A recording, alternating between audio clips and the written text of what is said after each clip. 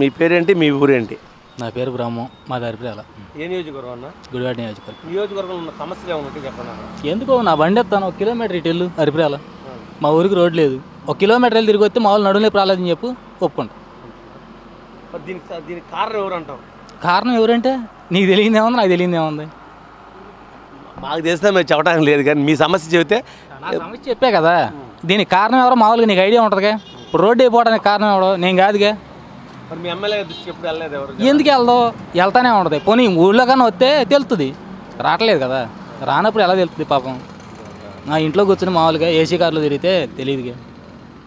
ఇప్పుడు జనరల్గా ఇప్పుడు వెనుగళ్ళ రాము గారిని కొత్తగా ఆయన వచ్చారు. ఇప్పటి నుంచో పాతగా కూడా నాన్నగారు ఉన్నారు. ఈసారి ఎవరు వస్తే గుడివాడ అభివృద్ధి చెందుతుంది అనుకుంటున్నారు? రాముగారు వస్తే అభివృద్ధి ఏమైనా చెందుద్దాం అనుకుంటున్నా. 4 సార్లు నుంచి గెలుస్తూనే ఉన్నాడు. ఏం చేసాడని? కొడాల నాని గారు 4 సార్లు నుంచి గెలుస్తున్నాడు. ఏకపక్షంగా గెలిపిస్తాం. ఏం చేసాడని? మా ఊరికి రోడ్ లేదు. గత 20 ఏళ్ళ క్రితం పడిందేమో ఒకసారి. అప్పటి నుంచి ఇప్పుడు వరకు లేదు. ఇప్పుడు ప్రెగ్నెంట్ లేడీస్ ఉంటారు. 1 కిలోమీటర్ వెళ్ళొస్తే నీకు తెలిసిపోద్ది అన్న, నేను చెప్పక్కర్లేదు. ఇప్పుడు ప్రెగ్నెంట్ లేడీస్ వచ్చారనుకో దారిలోనే కానిపోయిపోద్ది. అట్టుంది మరి రోడ్డు.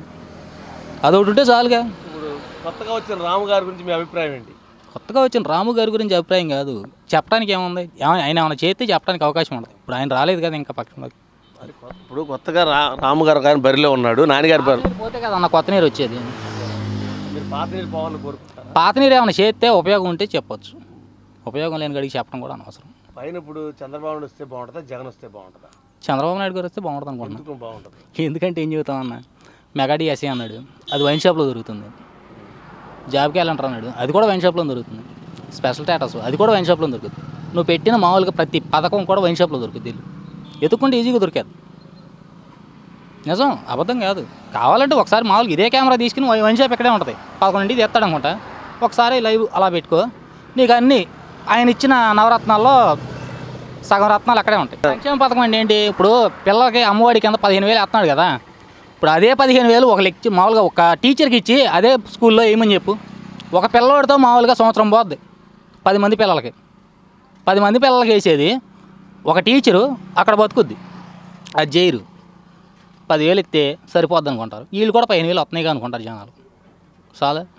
ఇప్పుడు సంక్షేమ పథకాలు ఈ అభివృద్ధికి ఆటంకం అంటారా? మరి అభివృద్ధి మామూలుగా ఈ రూపాయి తీసుకెళ్ళి మామూలుగా అటు అమ్మఒడి నానబడి అంట మామూలుగా ఇచ్చేస్తంటే ఇక్కడ రోడ్డు ఎవడేస్తాడు?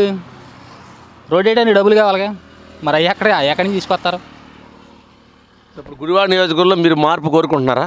మార్పు కోరుకోకపోతే మామూలుగా వెళ్ళే రోడ్డే బాగోలేదంటే మనం ఏం చేస్తాం చెప్పు. ఇప్పుడు ఏదైనా చేస్తే నాని అన్న నువ్వే కావాలంటాం, ఏమీ చేయనప్పుడు నువ్వు ఎందుకురా బాబు అంటాం. Please like and subscribe Eagle Andhra.